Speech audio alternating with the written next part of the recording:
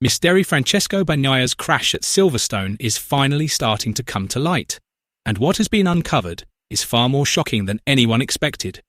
The incident may not have been simply a rider's mistake on the track, but could instead point to a much bigger problem within Ducati that has the potential to trigger internal chaos. Was Bagnaia's Silverstone crash truly nothing more than rider error, or was there a hidden problem behind it that Ducati has been keeping under wraps? Let's discuss. Francesco Bagnaia's crash at Silverstone has left behind much bigger questions than a simple rider error. The incident happened when Bagnaia suddenly lost the front end of his Ducati. What made the situation even more intriguing was his admission that he himself struggled to explain why the front tyre suddenly lost grip at that moment. After the crash, Ducati reportedly went back through the entire motorcycle preparation process, including the setup, procedures, parameters, and electronic systems. It was during this investigation that sensitive rumours began circulating around the paddock.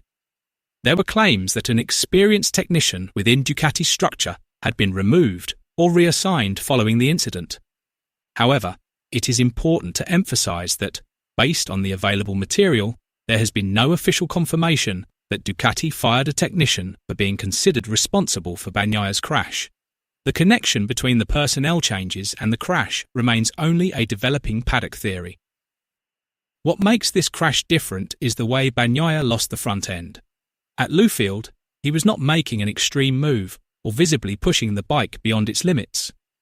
As he entered the cornering phase, the front end of the Ducati suddenly lost grip, and Bagnaia immediately went down. For a rider with such a high sensitivity to the front tyre as Bagnaia, that situation is extremely disruptive.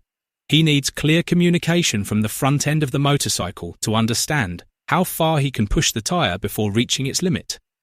But at Silverstone, that limit seemed to disappear without providing enough warning. Even after the crash, the available data reportedly did not immediately provide a simple answer as to what caused it. That is why Ducati had to examine the entire process from the beginning.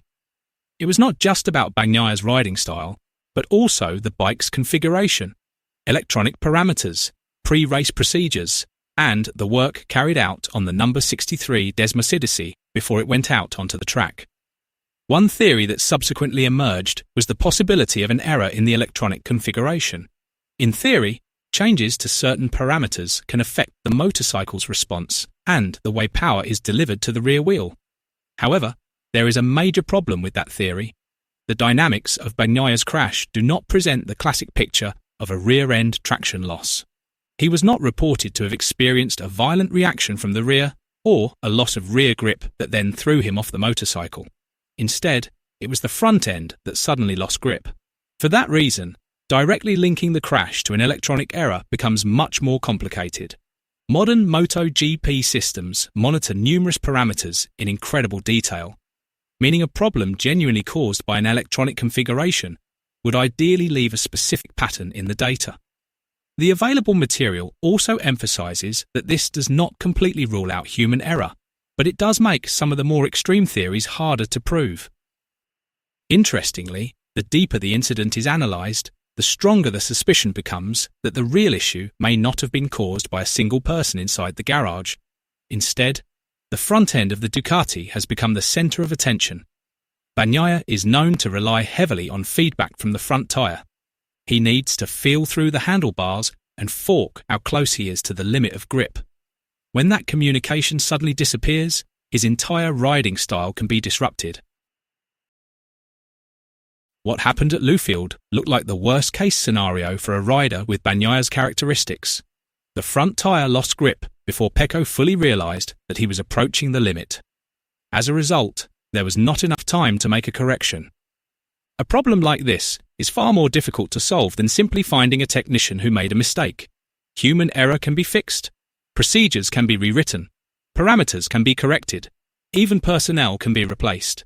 But if the problem lies in a characteristic of the bike that only appears under a specific combination of load, grip, temperature, weight distribution, and track conditions, then Ducati faces a far more complex challenge. Imagine that Ducati discovers a mistake in the preparation of the bike and replaces the person deemed responsible. The problem should, in theory, be solved. But what if, after a thorough investigation, there is no single human error that can explain everything? That is the possibility that makes this case far more complicated. A bike can be extremely fast on paper, produce graphs that look perfect, and still become extremely difficult to control when its characteristics enter a certain operating window. The source material describes the issue as the possibility of a specific window in which the Desmosedici loses its ability to provide Bagnaia with clear feedback. If the phenomenon occurs sporadically and is difficult to reproduce, Ducati cannot simply focus on finding out who made the mistake.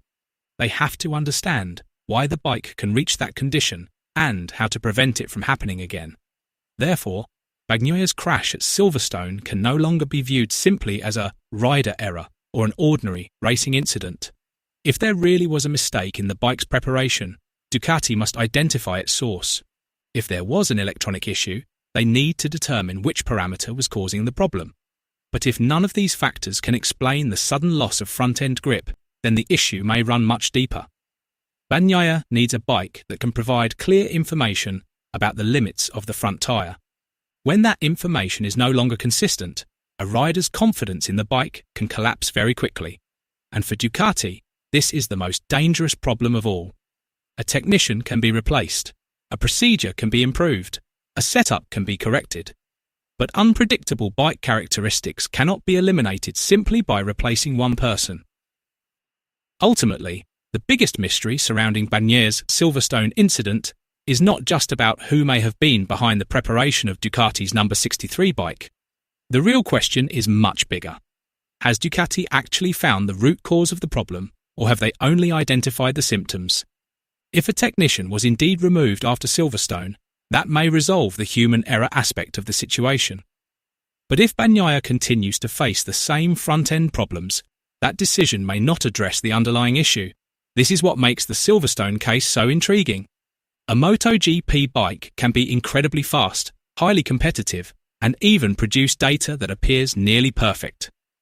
But when a rider loses the ability to read the bike's limits, that speed can quickly turn into uncertainty.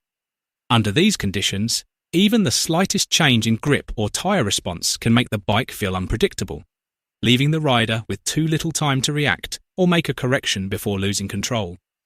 Bagnaia crashed after suddenly losing the front end of his bike, leaving him unable to maintain control and forcing him to end his race early. However, the incident still raises a major question. Was it purely human error, a bike setup issue, or perhaps a problem with the characteristics of the Desmosedici that Ducati has yet to fully understand and resolve? And has Ducati already found the root cause, or have they only identified the symptoms? Share your opinion in the comments below.